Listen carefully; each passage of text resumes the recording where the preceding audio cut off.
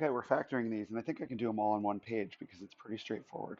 When you have a leading coefficient of 1, meaning this highest term has a coefficient of 1, that makes it really easy. You're just breaking it down this way. Breaking it down into the first thing is y, because that's what the variable is, and this one it starts with y as well. Okay, now I'm going to start. These are pretty straightforward, but as they get harder, we'll need to keep track of these rules. So I'm going to say the same thing. The constant term at the end, right here, is a positive number. How do you get a positive number through multiplication? Well, it was either positive times positive, or it was negative times negative. Okay, we know we've got the same sign twice, here and here. Okay, so we need to just determine what the sign is. Well, the way that we do that, once we know that they're both the same sign, is we simply look at this sign here. We say, we know because of this sign being positive that they're both the same. This middle sign will tell us what they both are. They're both positive. Okay?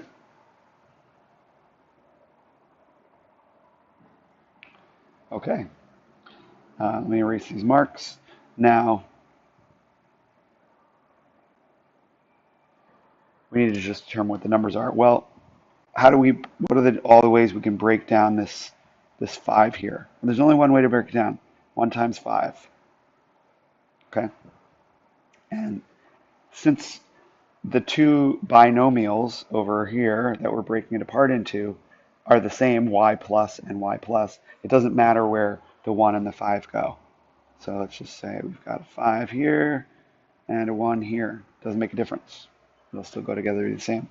And of course, you should be able to know that when you FOIL it, the outer and the inner, that's 1y and that's 5y for the 6y that you need. So that's how you do it. Okay, we're going to keep going with the same way. So for number 16, since this leading coefficient is 1, and we're dealing with that in this lesson, then it's going to break down into x and x like that. Okay, now we say, well, do we have the same sign or different signs? That's positive. How do you get a positive number? Either positive times positive or negative times negative. Essentially meaning the signs have to be the same. So what should the sign be?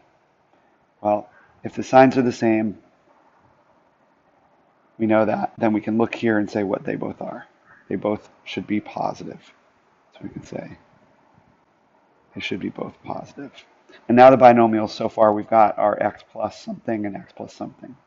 Okay, so when we break this down, and this one is a little bit more challenging because it breaks down more than one way, we will figure out what two numbers add together to be the 15 we need in the middle. So 56, how does it break down? It's right over here on the side. We've got 1 times 56, 2 times half of 56, 28. 3 times anything? Well, if I add the digits in 56 up, 5 plus 6 is 11. That's not a multiple of 3, so no 3's. 4 times anything? Well, if we can double this number and take half of this number, we still have the same amount. So doubling 2 becomes 4, taking half of 28 becomes 14. Okay. Can we do 5? No, it doesn't end in 5 or 0. Can we do 6? Well, it didn't work for 3, so it's not going to work for 6. Won't work for any multiples of 3 if it doesn't work for 3. Does it work for 7? Actually, that's 7 times 8. And look, we met in the middle. Okay, this list was getting bigger, 1, 2, 4, 7. This list was coming down by a pretty quick amount, and we met in the middle. Okay, since the signs are the same, we know that we're going to get a positive something x and a positive something x when we're FOILing for outer and inner. So since we're going to get positives and positives, we'll have to add those amounts together. Which two numbers on our list add together to be 15? That middle term. coefficient, and of course it's 7 and 8. So you can say x plus 7, x plus 8. Now, it tells us to check our answers, so we'll do that at the end. I forgot to do that for 14. So we'll do all these first, and then we'll check our answers. Okay. Now, let me erase these marks, by the way. Okay. So, for number 18, how do we break it apart? Well, since this leading coefficient is 1, we know it's just going to be r starting that one and just r starting that one. It's the only way you're going to get r squared. It's just r times r. Okay. Now, we're trying to figure out what the signs should be. So let's look and say, here, positive for that constant term. How do we get a positive number when multiplying? It's either positive times positive or negative times negative. We know we're dealing with the same sign twice. Okay, so once we know that, we can just look here and this will tell us what the signs both are. They're both negative. Great. Okay, so we've got r minus and r minus for both of these things. So once we figure out how this breaks down, no problem. We can put the two numbers in any position. Okay, 24. We got to break 24 apart because that's what that constant term is.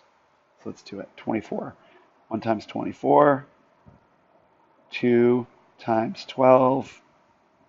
3 times, a lot of people miss this one, 3 times 8. 4 times 6. What I'm doing here is I'm going up by 1 every time and making sure, checking to see whether I can do that.